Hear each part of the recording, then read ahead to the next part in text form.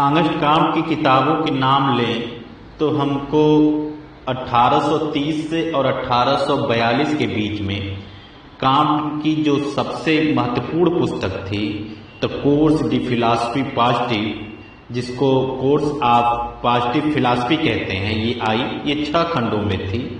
और दूसरी पुस्तक इनकी थी the positive philosophy of August can't, और दूसरी थी सिस्टम ऑफ पॉजिटिव पार्टी, जो 1851 से 1854 के बीच में आई।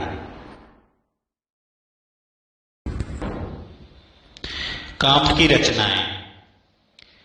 Prospectus of scientific work required for the reorganization of society. इस पुस्तक के साथ ही कांट ने अपने दर्शन की योजनाओं को प्रस्तुत करते हैं। 19वीं शताब्दी के अनेक विद्वानों ने समाज सुधार की योजना प्रस्तुत की थी। कांट अपने गुरु सेंट साइमन के साथ 6 वर्षों तक इस पे काम किए और समाज को संगठित करने के लिए पाठ्यक्रम तैयार किया। इस पुस्तक की जो 2 प्रमुख विशेषताएं हैं वह ये हैं कि इस पुस्तक के माध्यम से सामाजिक सुधार और सामाजिक पुनर्निर्माण की योजना प्रस्तुत करने का प्रयास किया गया था, और दूसरी विशेषता यह थी कि इसमें सामाजिक विकास का आधार प्रस्तुत करती हैं। ये सीखा था कांट ने अपने गुरु सेंट साइमन से। दूसरी इनकी प्रमुख पुस्तक जिनके लिए प्रख्यात हुए थे, यह पुस्तक थी पॉजिटिव फिलॉसफी। यह कांट की सबसे महत्वपूर्ण कृति है। इस पुस्तक की निम्न विशेषताएं हैं। यह पुस्तक 6 भागों में विभाजित है। इस पुस्तक का रचना काल 1830 से लेकर 1842 के मध्य यह लिखी गई थी। इस पुस्तक में पॉजिटिज्म प्रत्यक्षवाद की विस्तृत रूपरेखा प्रस्तुत की गई थी। इसमें समाजशास्त्र का सैद्धांतिक आधार की रूपरेखा प्रस्तुत की गई थी। इस पुस्तक में ही कांट ने चिंतन की 3 अवस्थाओं के नियम का प्रतिपादन किया था, जैसे प्रत्यक्षवाद को कहते हैं, जिसमें आदमी सोचता है पहले दैविक शक्तियों के रूप में, फिर तात्विक शक्तियों के रूप में, फिर वैज्ञानिक शक्तियों के रूप में। कांट की तीसरी पुस्तक है पॉजिटिव पार्टी। यह बहुत महत्वपूर्ण ग्रंथ है। यह 4 भागों में लिखी गई थी, जबकि पॉजिटिव फिलॉसफी 6 भागों में विभाजित थी, लेकिन पॉजिटिव पार्टी 4 भागों में विभाजित है। ये इसको लिखते हैं 1851 से 1854 के बीच। इस पुस्तक का रचना का उद्देश्य मानव के नवीन धर्म का प्रतिपादन करना है, और इसमें स्त्रियों की विशेषता इसमें की थी कांट ने। और इस पुस्तक में सैद्धांतिक विचारों को व्यवहारिक रूप प्रदान करने का प्रयास किया गया था। इस पुस्तक के माध्यम से सामाजिक पुनर्निर्माण की योजना प्रस्तुत की गई थी। इस योजना उसमें मानवता के धर्म को विशेष महत्व दिया गया था।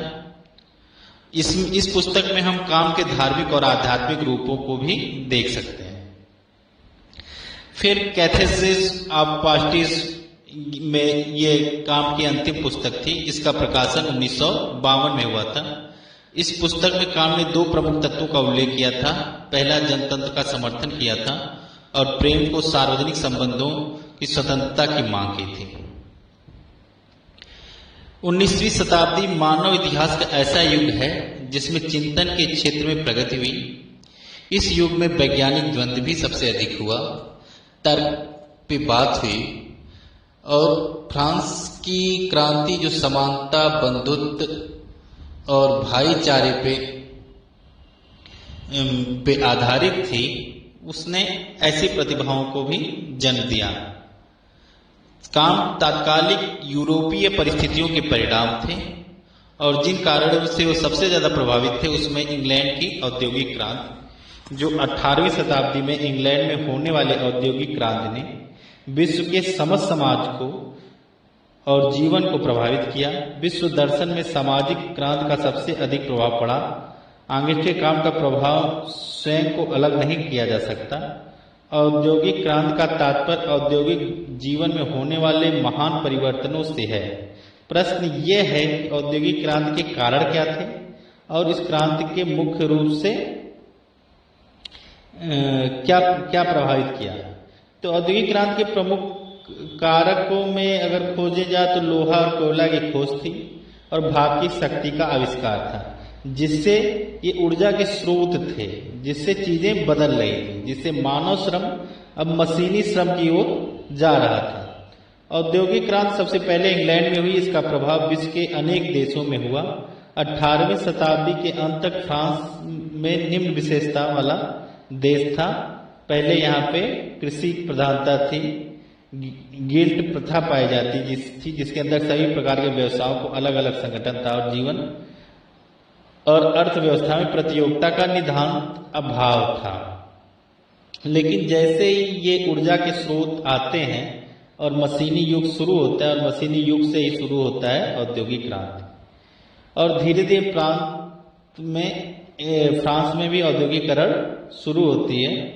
और औद्योगिकरण होने के कारण कृषि के स्थान पर उद्योगों की प्रधानता होने लगी, प्रतियोगिताओं का जन्म होने लगा और व्यावसायिक जागरूकता का विकास हुआ। अब फ्रांस जैसे उस समय के परंपरागत देश में जब औद्योगिकरण हुआ तो वहां में संक्रमण की स्थिति हो गई। समाज में एक संक्रमण किया गया, जो बदलाव की बयाड़ थी, एक परंपरावादी थी और एक नवीन आधुनिक खोजों वाली थी, जिसके परिणाम स्वरूप अनेक समस्याएं अपने विकराल रूप में उपस्थित हो गई। वो थी जनसंख्या वृद्धि की समस्या, नगरीकरण की समस्या, पारिवारिक उपेक्षा, पारिवारिक कलह, पारिवारिक तनाव, पारिवारिक विघटन, बेकारी और निर्धरता। प्राचीन और नवीनता में बहुत सी अनेक समस्याएं उत्पन्न हुई। पूंजीवादी और समाजवादी विचारधाराओं की भी समस्या हुई। कांट इन्हीं सब विचारधाराओं से जूझ रहे थे और अपने चिंतन को एक नया रूप प्रदान करने के प्रयास में लगे रहे। फ्रांस की राज्य क्रांति 1789 में हुई। इस राज्य क्रांति के अनेक कारण थे। पहला राजनीतिक था, दूसरा आर्थिक था, तीसरा सामाजिक था और चौथा बौद्धिक था। राजनीतिक कारण में मुख्यतः शासक की निरंकुशता थी। फ्रांस में आंतरिक अव्यवस्था और युद्ध प्रमुख थे और फ्रांस की अर्थव्यवस्था जिससे अस्त व्यस्त हो गई थी। एक और समाज के कुछ व्यक्ति विलासी जीवन बिताने के लिए करोड़ों रुपया खर्च कर रहे थे और दूसरी ओर जनता को रोटी नहीं मिल पा रही थी। समाज 3 वर्गों में विभाजित था: पादरी, सामंत और सर्वसाधारण जनता। 5% पादरी और सामंतों को सर्वाधिक अधिकार प्राप्त थे, जबकि 95% जनता अधिकारों से वंचित थी। बौद्धिक कारक भी इस क्रांति के लिए पर्याप्त उत्तरदायी थे। इसी समय रूसो, माल्टेयर और मॉन्टेस्क्यू का ये समय था। रूसो ने कहा कि मनुष्य स्वतंत्र पैदा हुआ है, किंतु वह सर्वत्र बंधनों से जकड़ा हुआ है, और फ्रांस की राज्य क्रांति के निम्न परिणाम हुई। बौद्धिक कारणों के कारण राजनीतिक, आर्थिक, सामाजिक सारे कारण मिलकर फ्रांस की क्रांति को जन्म देते हैं, और जन्म देने का परिणाम ये रहा कि राजा और दैवीय अधिकारियों की समाप्ति हुई, पादरी और सामंतों की सत्ता का नाश हुआ और समानता और स्वतंत्रता की मांगों की वृद्धि हुई। क्रांति के कारण देश में व्यवस्था प्राप्त हो गई और अनेक सत्ता में निरंतर उथल पुथल की स्थिति बनी रही। यह अवस्था फ्रांस में अनेक सामाजिक समस्याओं को जन्म दिया। कांट इन्हीं समस्याओं को परख रहे थे और सामाजिक पुनर्निर्माण की योजना को प्रस्तुत किया।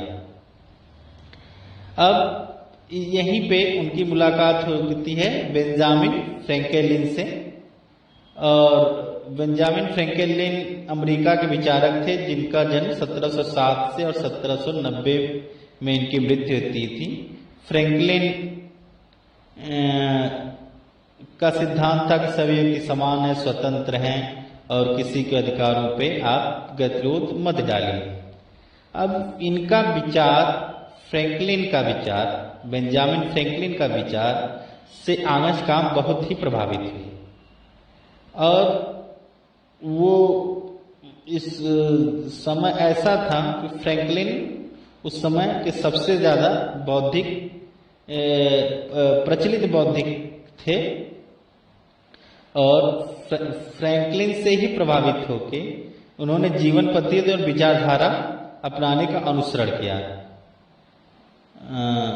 और इस विचारधारा के कारण फ्रैंकलिन से प्रभावित विचारधारा के कारण और जाके अपने गुरु साइमन से पढ़ते हैं। साइमन का भी इनके ऊपर बहुत प्रभाव पड़ता है। साइमन को सासिमो के नाम से भी जाना जाता है। संत साइमन फ्रांस के सामाजिक विचारक थे। इनका जन्म 1760 में हुआ था और मृत्यु 1825 में हुई थी। और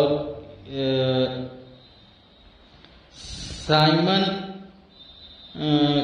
के बाद आंगशकाम ने विश्व कल्याण को ध्यान में रख के 2 संगठनों का निर्माण किया था। एक यूरोपीय संसद। इस संगठन का उद्देश्य, यूरोपीय संसद संगठन का उद्देश्य यूरोपीय देशों में पारस्परिक युद्ध और संघर्ष को रोकना था।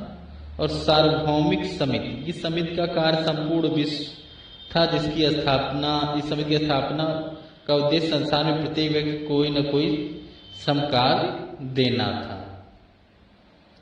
ये रहा कांट के जीवन की रचनाएं और कांट किससे प्रभावित थे।